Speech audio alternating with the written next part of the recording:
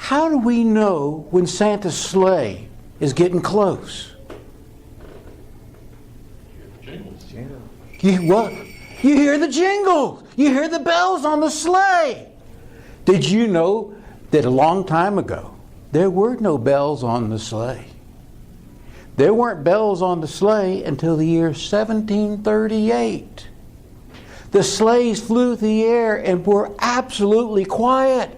The only thing you heard was when they landed as they crunched into the snow.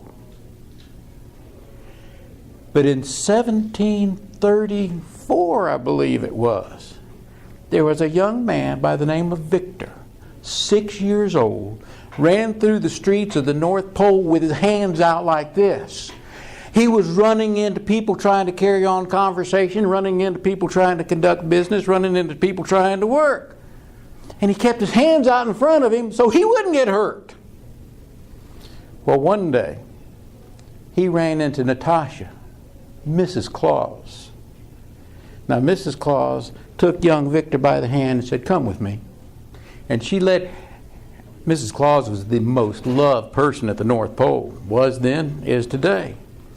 But she took Victor down to her living room and sat him down, and she reached into a cabinet full of treasures, and she took out a small silver bell that was hanging on a green ribbon, and she draped it over Victor's neck and said, "Now, you keep this bell on, please, and that way as you go running down the street, we'll hear you coming." Well, a couple days later, Victor was running down the street with his hands out, and the bell had gotten tangled up in his shirt. So it wasn't ringing. And who do you think he ran into again?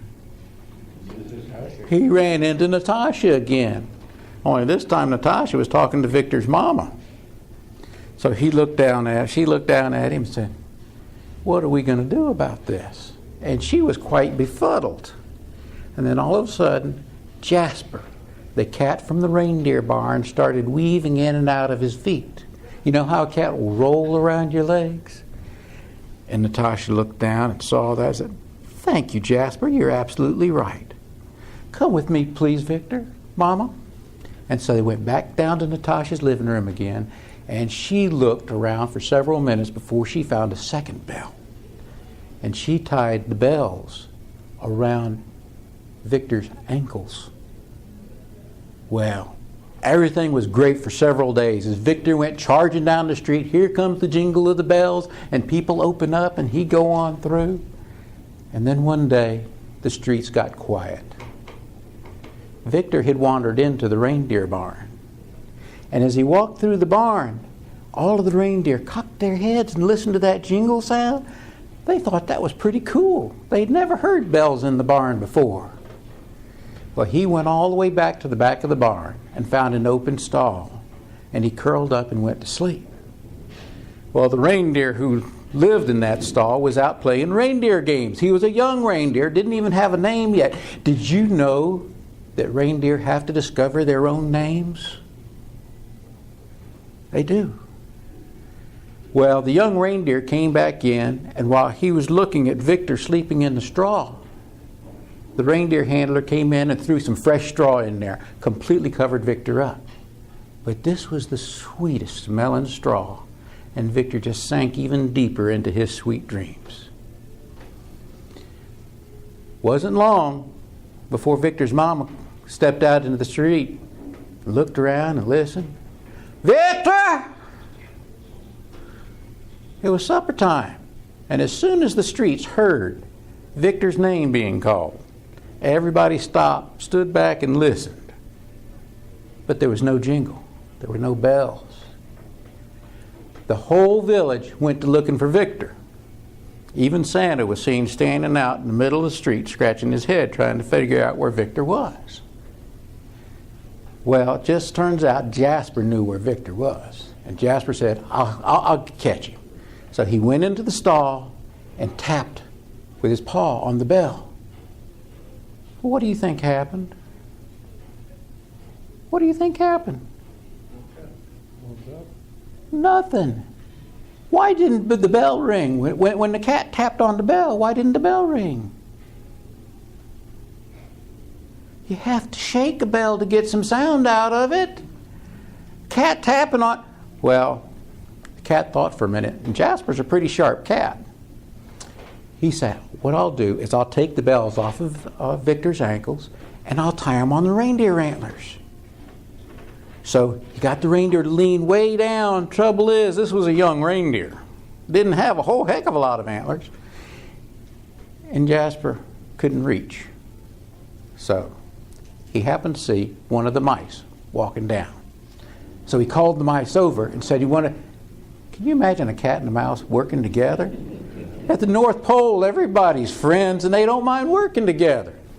But the mouse climbed up on Jasper's shoulders and tied a bell around each one of the young reindeer's antlers. And the reindeer shook his head and the bells jingled. And he shook his head again, and he thought this was just absolutely the most wonderful sound he had ever heard. Well, the sound of those bells jingling went all the way down through the reindeer barn and out into the street. Soon everybody heard it and came running back in. And they couldn't find Victor. The cat pawed and moved the straw out of the way, and Mama saw Victor's hand as she lifted him out of the straw. Everybody thought this was wonderful. Well, Santa stood there and said, well, I guess you have found your name. He was talking to the reindeer. What do you suppose the reindeer's name was? Jingles. Jingles, absolutely. Well, it turns out all the reindeer loved the bells, but they didn't have enough bells to put on the sleigh and to give to each one of the reindeer. So Santa kept his eye open for a good bell maker. It took him 2 or 3 years to find a bell maker. He found a gentleman by the name of Hans Kinderjinkel who made bells. He traveled around Europe making bells for churches.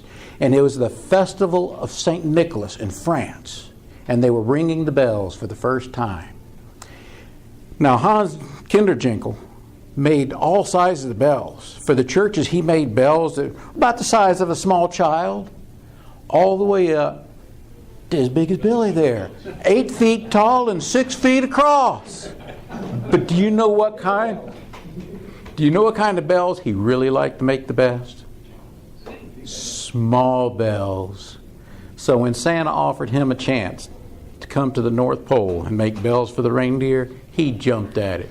He spent the whole rest of that year making bells for the sleigh.